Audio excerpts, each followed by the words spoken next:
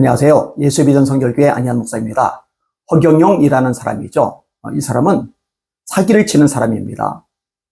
이런 사람을 정치인이라고 치켜 세워주면 안 돼요.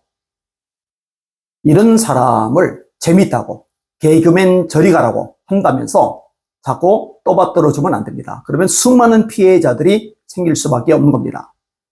허경영 씨는 수많은 사람들을 피해 입히는 사기를 아주 버젓이 저지르고 있는 악한 사람일 뿐입니다. 이 부분 가지고도 고소할지 모르겠는데 고소하더라도 말할 건 말해야죠. 사실이니까요. 불로유라는 게 있죠. 허경영의 이름을 쓰거나 허경영 사진에 들어가 있는 스티커를 붙이거나 어디에다가 우유에다가 이제 서울 우유에다가 허경영의 이름을 쓰는 거요. 허경영의 사진이 있는 스티커를 붙인 거요. 그냥 쓰면 안 돼요. 그냥 붙이면 안 돼요. 허경영의 이름을 계속 부르며 허경영 씨가 떠들어대요. 자기 이름이 써 있거나 자기 사진이 붙어 있는 서울우유는 썩지 않는다. 지지가 된다. 근데 자기 이름이 써 있지 않거나 자기 사진이 붙어 있지 않은 우유는 썩는다. 이걸 먹으면은 무슨 병에서도 고침받는다. 근데 참 안타까운 게 있잖아요. 미혹의 영의 작용이죠. 여기 속아 넘어가는 사람들이 많이 있어요. 아니, 집에 서울우유를요, 한 1000여 개씩 사다는 거예요. 그중 다수는 유통기한이 지났죠. 어떤 건 6개월, 어떤 건 1년, 어떤 거는 1년 반. 그거 먹으면 어떻게 되겠어요? 탈나죠.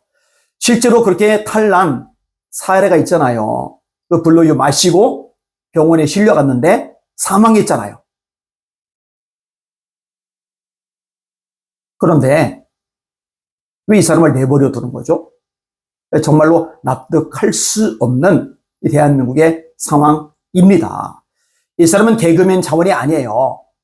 그리고요, 방송사들도 책임이 굉장히 큽니다. 방송사들이 이 허경영 씨를 방송에 출연시켰잖아요. 이미 국민들이 많이 알죠? 공중부양을 한다. 사람이 뜬다. 실제로 떴어요? 안 떴죠? 축지법을 한다. 먼 거리를 아주 빠른 시간에 가는 거죠. 땅을 이렇게 접어가지고 가니까. 근데 그런 걸 실제로 보여줬어요? 못 보여주죠. 왜냐면 거짓말이니까. 축지법 못 하거든요. 공중부양 못 하거든요. 근데 이런 사람을 왜 방송에 자꾸 내보내서 국민들에게 노출을 시키고 이 노출된 국민들이 미혹을 받아가지고 피해자가 되게 만드느냐고요. 그런데요, 이렇게 방송으로 내보냈던 방송사들 중에 어느 한 곳도 사과를 하지 않아요. 정말 악한 거예요. 책임성이 없는 거예요. 이 방송에서는 이런 것들에서 징계를 내려야 되잖아요. 이런 부분들에서는 또 침묵하는 거예요. 제 역할을, 제 기능을 제대로 못하고 있는 겁니다. 제 유튜브 댓글에 글을 다는 사람들 중에 분명히 예수님을 믿는 사람인 것 같아요. 분명히 교회를 다니는 사람인 것 같아요. 목사님 어쩌고저쩌고 얘기를 하죠. 그리고 성경 얘기 어쩌고저쩌고 운운하는 거 보니까 교회 다니는 거 맞잖아요. 근데 뭐라고 저한테 댓글을 달았느냐? 허경영님, 이분에 대해서 널리 알려달라고. 이분이야말로 대한민국을 살릴 분이라고. 제가 그래서 충격을 받고 난 다음에 방송을 내보냈던 적이 있어요. 허경영을 믿고 따르는 사람은 기독교인이 아니다. 예수 믿는 사람이 아니다. 성경대로 신앙생활하는 사람이 아니다. 왜냐면 미혹을 당한 거니까.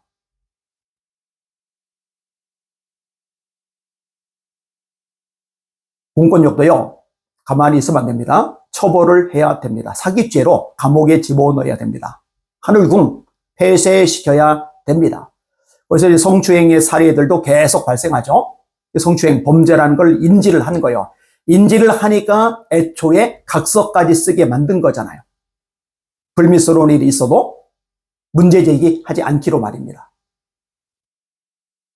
대한민국이 참 안 좋은 상황이구나 이런 생각이 드는데 전광훈 씨 추종하는 사람들도 그렇고 데이비드 차건도 그렇고 박기혁 같은 사람 따라다니는 사람 있는 것들도 그렇고 그리고 허경영 같은 사람을 마치 구원자로도 되느냐 메시아로 되느냐 추종하고 쫓아다니는 사람도 그렇고. 미혹이 정말 거세게 일어나고 있구나, 이 생각이 듭니다. 이럴 때일수록 결론은 하나입니다. 교회가 바로 서야 된다. 목회자들이 말씀으로 돌아와야 된다. 성도들이 말씀에 세워져야 된다. 성경을 읽고 듣고 공부하고 암송하고 묵상하고, 이게 마음속에 말씀을 채우고 이 말씀을 순종하고 여기에 올인해야지 한국교회가 살겠구나 생각이 드는 겁니다. 바울 사도가 디모데에게 권면하죠. 하나님 앞과 살아있는 자와 죽은 자를 심판하실 그리스도 예수 앞에서 그의 나타나실 것과 그의 나라를 두고 엄히 명하노니 너는 말씀을 전파하라. 때를 얻든지 못 얻든지 항상 힘쓰라. 범사의 오래 참음과 가르침으로 경책하며 경계하며 권하라.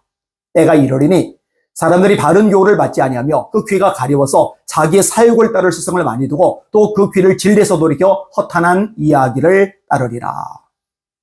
바울이 디모데에게 명령한 것, 너는 말씀을 전파하라. 하나님, 한국교회 강단마다 하나님의 말씀이 바로 전파되게 하시고 이 일로 인해 한국교회가 살아나게 하시고 한국교회가 살아남으로 대한민국이 정화되게 하여 주시옵소서. 함께 기도하시는 저와 여러분들 되시기를 소망합니다. 날마다 주님 바라보고 주님의 이름으로 전진하며 승리합시다. 할렐루야.